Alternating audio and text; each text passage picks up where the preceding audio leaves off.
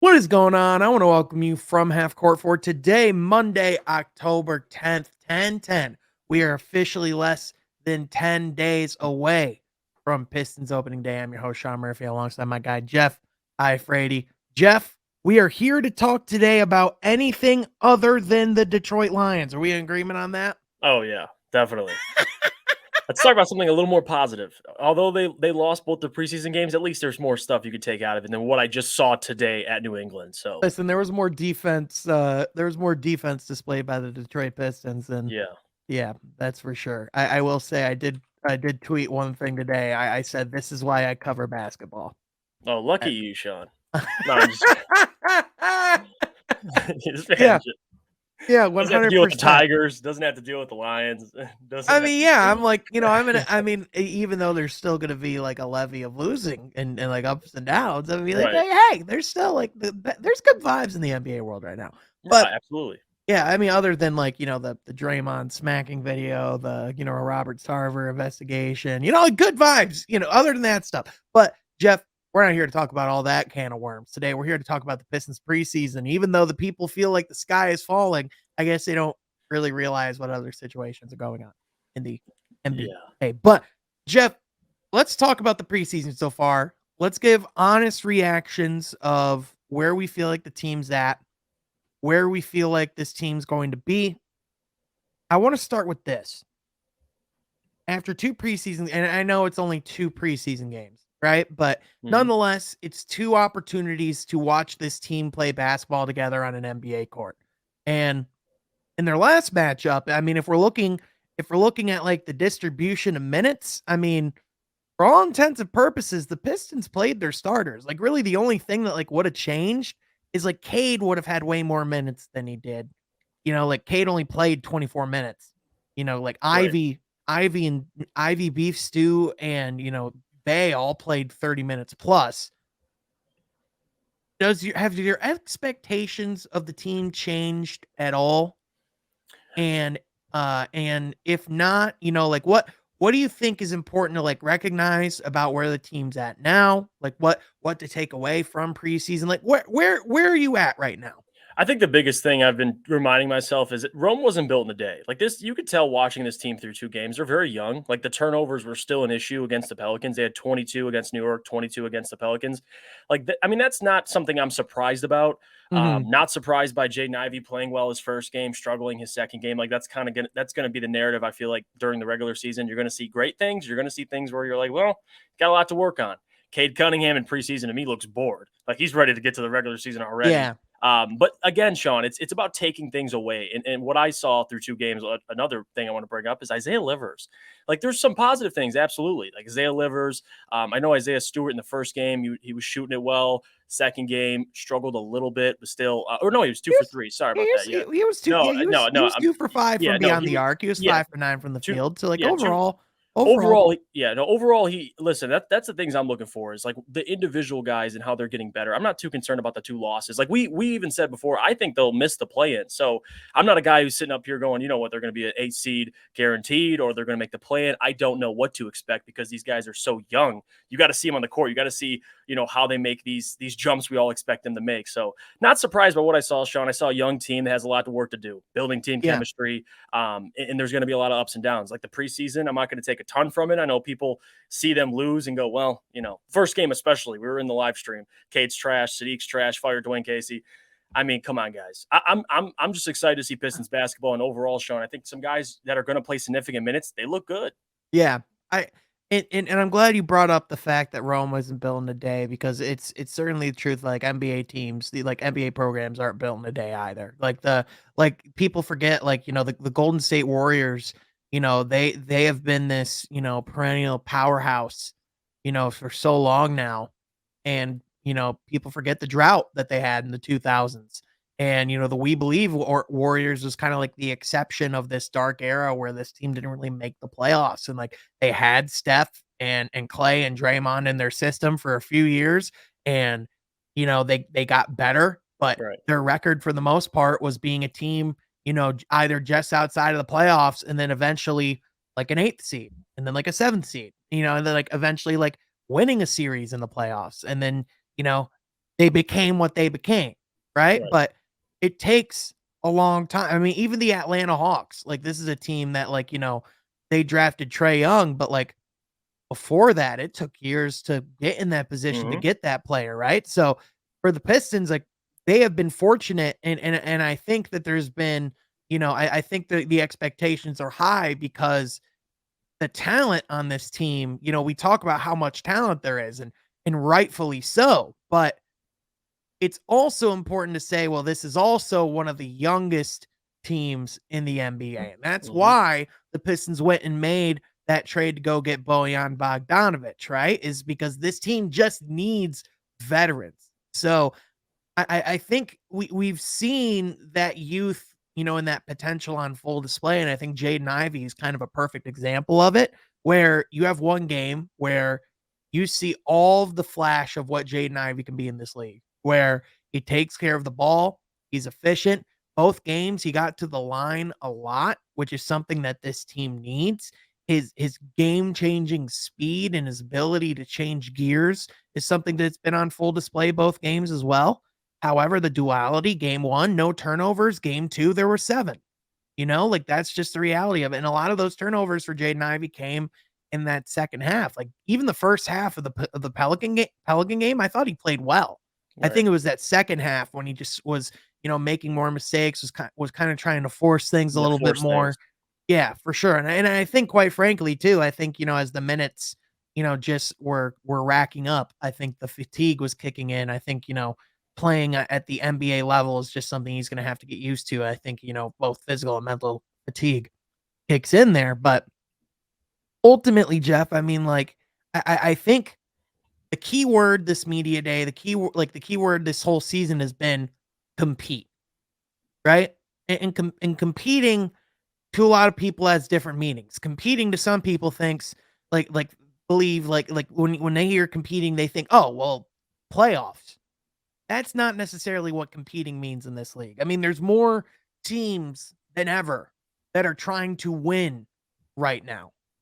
That's going to change, by the way, by December because we saw the Victor Wembanyama thing on full display. Right. So it's not entirely unreasonable. Like, I know before we've talked about how, like the lottery won't be as much of a conversation for the Pistons up this upcoming season. I think that's one thing that I don't think is necessarily true anymore. I think it is going to be a topic of conversation. However, I don't think we're trying to shoot for a top five pick necessarily. I think we'll be in that conversation, but I don't think the goal this year is positioning for lottery. I think the goal this year is to win as many games as possible still. I do think the lottery is still going to be important for this team next year because I do think they could still benefit from, this is going to be the deepest draft class in years. Hmm. Even if they're ninth or if they're like a ninth or 10th pick because they just missed the play in, that's not like a consolation prize. It's not a bad thing either, right? No, no, it's not. And I'm glad you brought up too how there's a process to these things because I think fans when they see, yeah, we have a ton of young talent, but you have guys that aren't in their prime yet. Like these guys aren't poised to at least take that next step. Like I think they're a year behind where Memphis was. Like Memphis made those back-to-back play-in tournaments. I don't think they're going to make the play-in this year. They might compete for it, but they're probably a year behind that. So for me personally, like the NBA, if you look at it and look at other sports, like the NFL, for example, it's a league where you can turn things around very quickly. That's why, guys are fired all the time because it's like, hey, you're expected to at least take steps forward. The NBA is a little different. Like you need guys. That's why veterans are so important. That's why the addition of Bojan Bogdanovic is going to be really important this year because you just need more vets. And I was watching both these games too, and you see the offense. And I'm curious, and this is one thing I noticed. About 50-60% of their shots are from three. So I'm curious to see the offense this year in terms of is it because of youth? Is it because the guys are settling or is it because of what Dwane wants to run? Like there's a lot of things I'm going to be looking forward to more than just the win-loss total. Like I want to see these Right. guys take the next step. And so far, you've seen some guys, hint at that. So that's all I'm looking for. I don't Well, need to make the playoffs well, and this year. even then, like we're talking about competing. The Pistons were competitive in that second game. I mean, the Oh, first yeah. game, More so than the first. yeah, the first game, like there were still moments like the Pistons were competing. I think in the second half, like the Knicks were just starting to hit some really Yeah. tough shots. Yeah. And, I think quite frankly, it was an adjustment for the Pistons just, for the intensity that the Knicks were playing with because, I think Dwane Casey even said before the game, like they were treating that game like an extended practice. I think the Knicks were treating it as something different than that.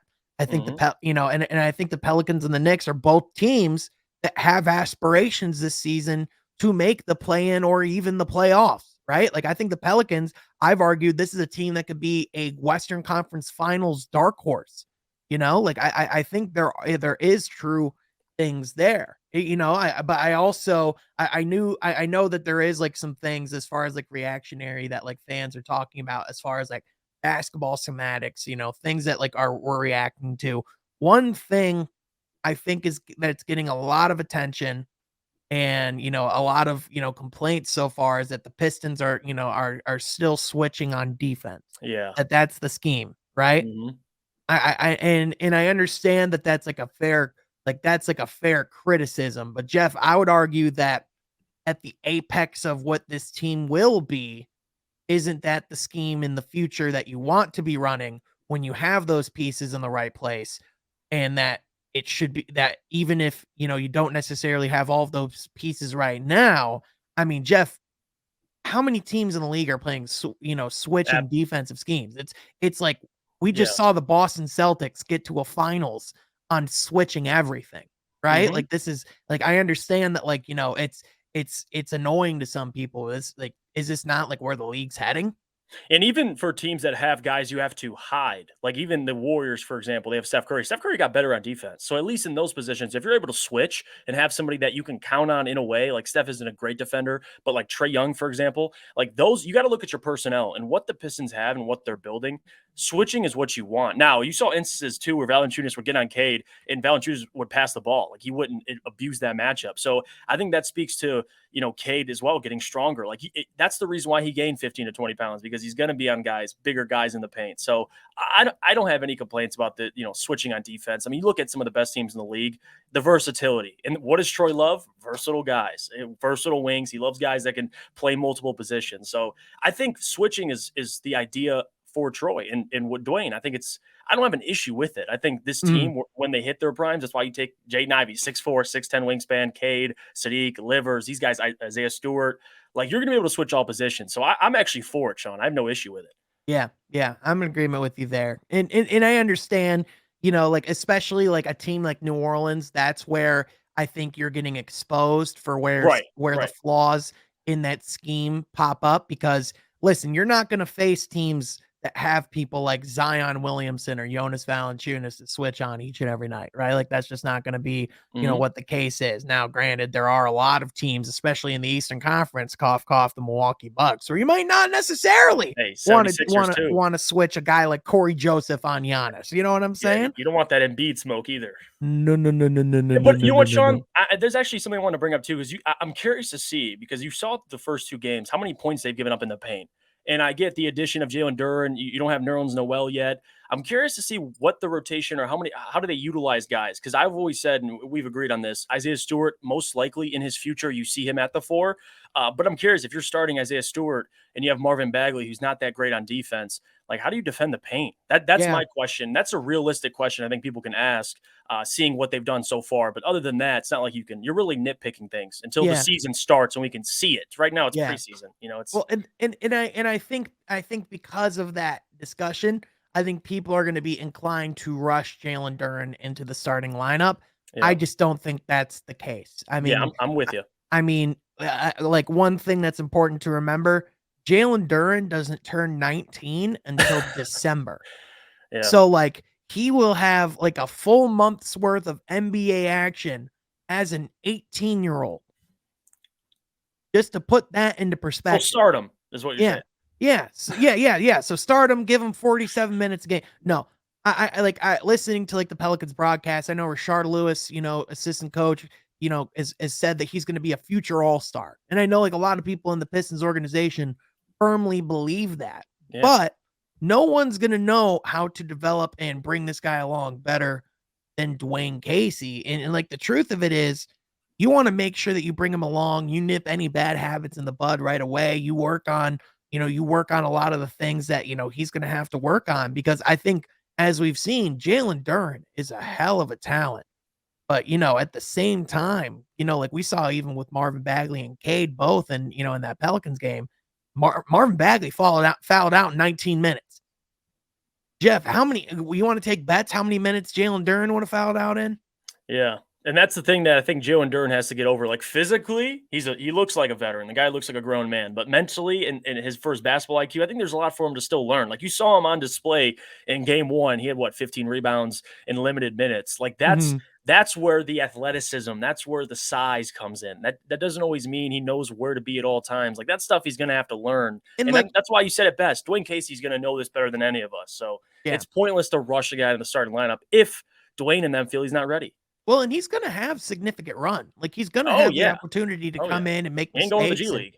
yeah, for sure. He's gonna have a lot of opportunity. He's never gonna touch the G League, Jim. That's not gonna happen. You Like, shouldn't, no. no, no, no, no, no, no, it's just not gonna happen, Jeff. I'm just gonna let you know. It's not gonna That happen. that's barbecue chicken down there. That is that oh my gosh, he would be the Wilt Chamberlain of G League Yeah, basketball if they let him touch that gym. That'd be insane.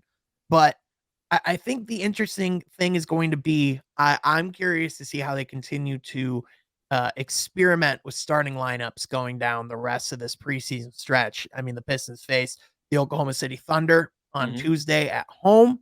So I think that's their one team that they'll be facing that don't really have playoff aspirations because their next preseason opponent is the Memphis Grizzlies. So there will certainly still be some challenge left for them this preseason. But Jeff, after like what you've seen so far, are you more inclined, and obviously this is more of a discussion that we'll have closer to opening day.